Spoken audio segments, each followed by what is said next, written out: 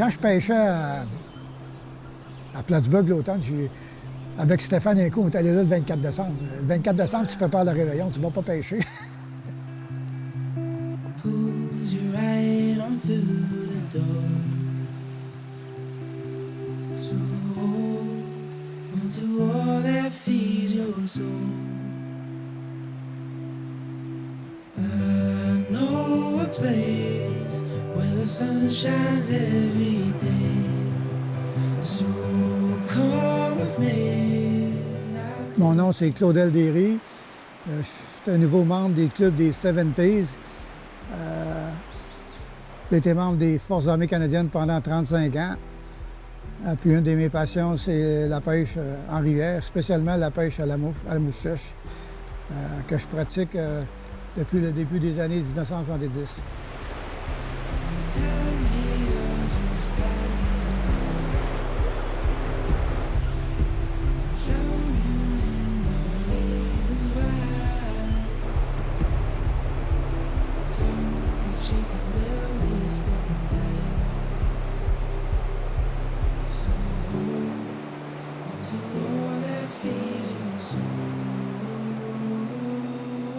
Ça fait maintenant plus de 40 ans que Claudel arpente les rivières du Québec et partage sa passion pour la pêche à la mouche. So come with me, I'll take you there, I'll take you there.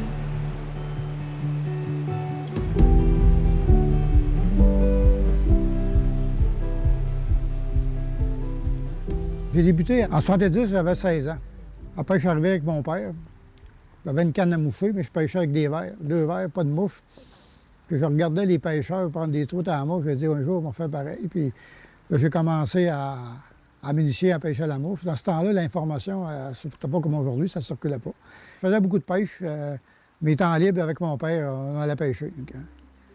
En réalité, on a commencé d'un petit tributaire.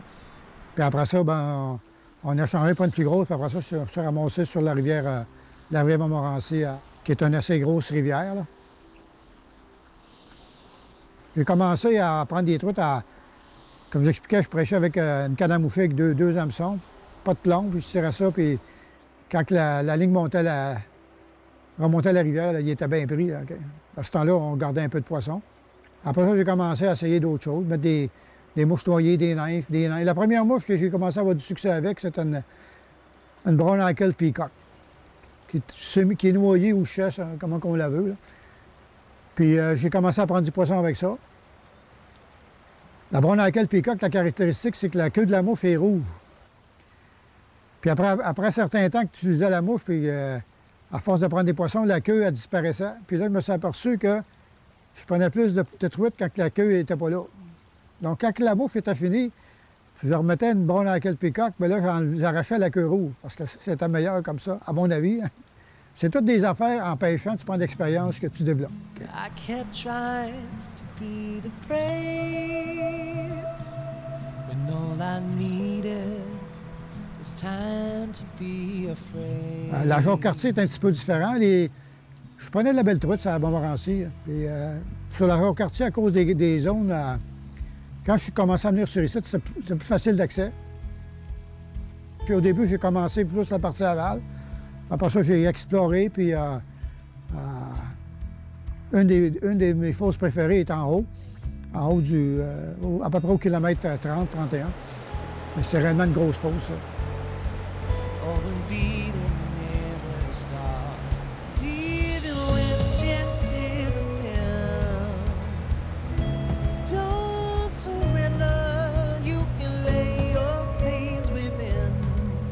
À force de pêcher, j'ai développé un sens que j'appelle comment lire l'eau.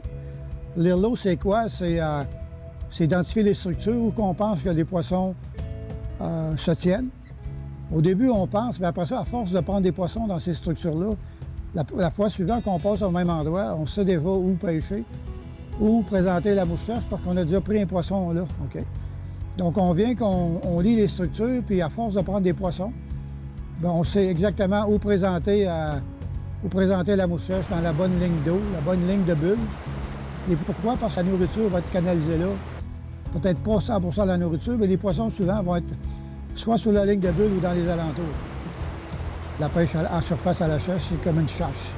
Tu trouves des poissons, et après ça, il faut trouver la façon de les faire monter. Comment tu vas c'est quoi la façon? Bien, la présentation de la mouche, la bonne vitesse, la bonne grosseur, la bonne couleur pour le temps de la saison, au bon moment de la saison. C'est pas plus compliqué que ça. Remember, it's you and you alone. You burn like embers and don't surrender. And I knew it all along. What's worth having takes this long. Dans l'histoire de la pêche à la mouche au Québec, peu de pêcheurs ont été aussi reconnus que Claudel. Récipiendaire du prix Jean-Guy Côté, Claudel a su développer à travers le temps une technique de montage de mouches qui lui est propre. De nature humble, il a contribué à sa façon à l'essor de la pêche à la mouche. Prochaine étape, on va faire la collerette avec des barres d'une plume en CDC. Donc, on va faire une boucle. On appelle ça une boucle à dubbing.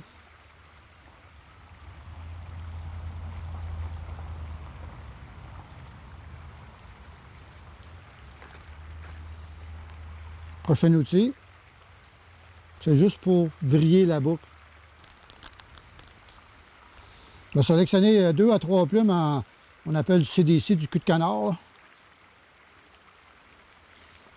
La particularité de ces plumes-là, c'est qu'ils emprisonnent l'air. C'est plus discret pour le dépôt de la mouche sur l'eau. Des fois, sur les grosses truites méfiantes, ça peut faire la différence. Donc, ce que je fais, c'est que je mets les barbes à 90 degrés. Prendre une pince à papier, puis je ramasse le bout des barbes comme ça, avec ça. Avec les ciseaux, on m'a coupé les barbes le long du rachis, comme ça.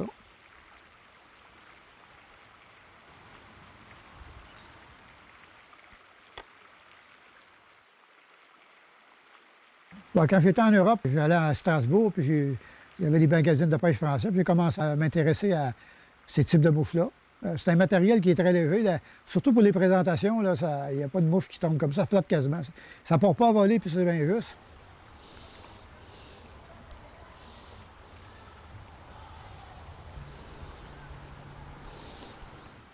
Donc, je suis en train de construire la partie du thorax.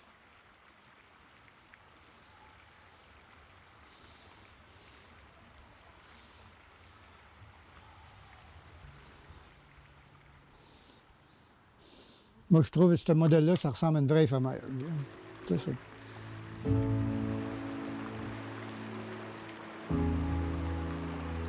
Reconnu par ses pairs, il a été publié dans des revues telles que la Eastern Fly Fishing Magazine. Sa dérive Adorabou a fait sa place dans le prestigieux livre de Paul C. Mariner, Modern Atlantic Salmon Flies. Puis j'ai adapté ça d'une mouche qui s'appelait Soft Tackle Streamer de Zach Gastrait. OK? Puis quand je suis arrivé à Montréal pour pêcher la Bois-de-Niche dans les tributaires du lac Champlain, je me suis aperçu que c'était une mouche qui fonctionnait bien dans l'eau froide. Quand l'eau est froide, les poissons ont tendance à sortir du courant. À partir de fin d'octobre, aller jusqu'au 26 décembre, j'ai pris 33 poissons sur la Saranac avec ça.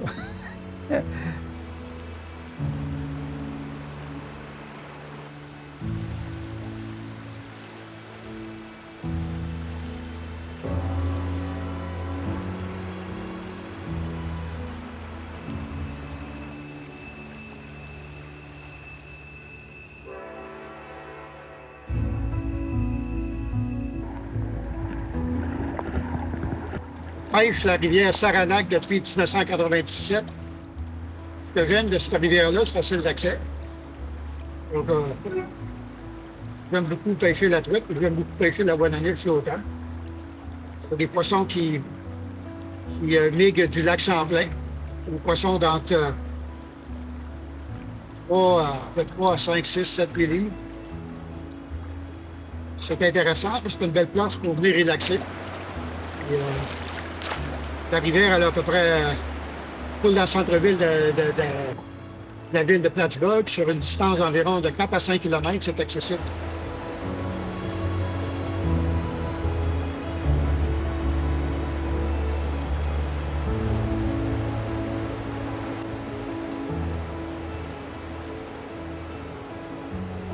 C'est avec les moucheurs du Montréal métropolitain qu'il a découvert les rivières du nord-est des États-Unis. Si vous le cherchez à l'automne, il y a de fortes chances qu'il soit sur la Saranac.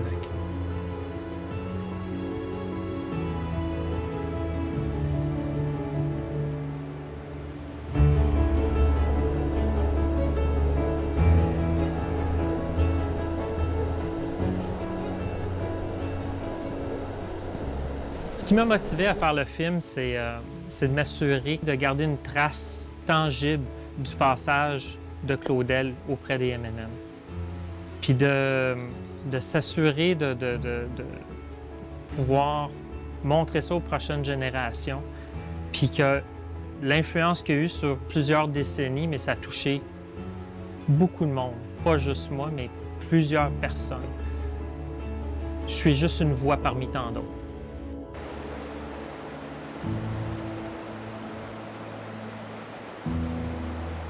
On regarde les structures qu'on va pêcher ici, là.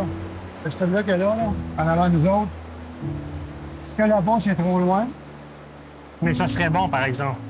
On va peut-être essayer d'une façon différente tout à l'heure. Si on est capable de s'approcher un petit peu l'ancien des fers. Après ça, on va descendre tranquillement, faire celle-là. On va faire une coupe ici, là. On la pêche pas avant la petite chute, on la pêche après la petite On chute. peut la pêcher avant la chute parce que souvent, les poissons, ils sèlent avant que ça casse. Ça nous ralentit ici, là, souvent, ils vont être cachés là. Puis on prend quoi ce matin? On va commencer avec une mouche noyée en bas, puis on va mettre une chasse vers le haut. On va nous aider à suivre notre noyer, là, OK. qui est plus beau qu'à peu près. Moi, je mets une chasse puis une noyer. La noyer à peu près en bas, puis la chasse à peu près d'une potence à peu près une trentaine de pouces. Plus haut. OK. Puis on va sortir, on va fournir les mouches. Là. Ah, tu vas me fournir les mouches? OK. Ça, si tu n'en prends pas, c'est pas la mouche, c'est le pêcheur. Je suis le pêcheur, c'est ça? Moi non plus, ça se peut que je n'en prenne pas non plus.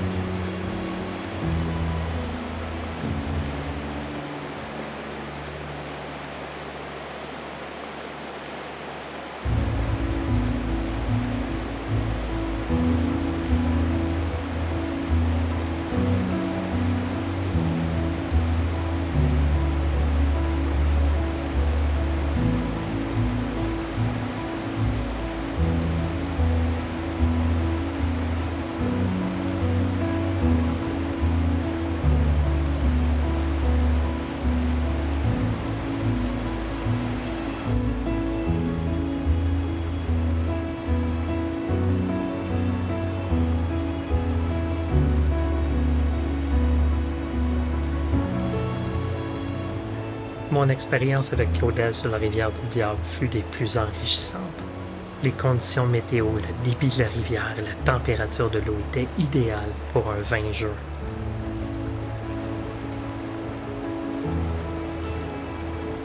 La passion de Claudel et sa générosité m'ont permis de mieux comprendre cette pêche qui nécessite ruse et finesse. C'est avec patience et humour qu'il m'a expliqué comment lire l'eau et de repérer les structures qui sont propices pour la rétention des truites.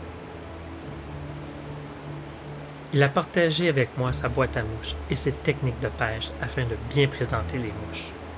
Il est important de faire les ajustements appropriés pour avoir une dérive des plus naturelles. C'est d'ailleurs ce qui nous a permis d'avoir plusieurs attaques tant sur la mouche noyée que sur la mouche sèche. Je me considère vraiment privilégié, tout comme plusieurs autres membres des M&M, d'avoir eu accès à son savoir-faire.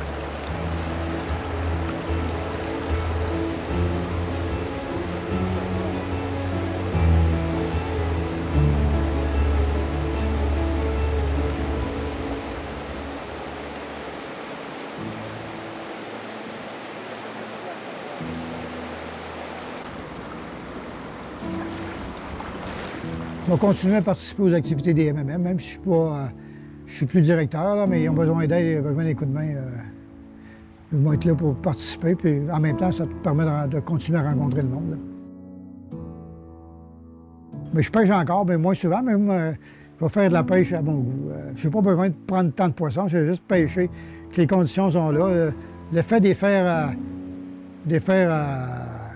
venir voir la mouche, là, ça me contente. Je vais pêcher mes spots, là, puis j'ai réussi à prendre des poissons. Et je suis bien content.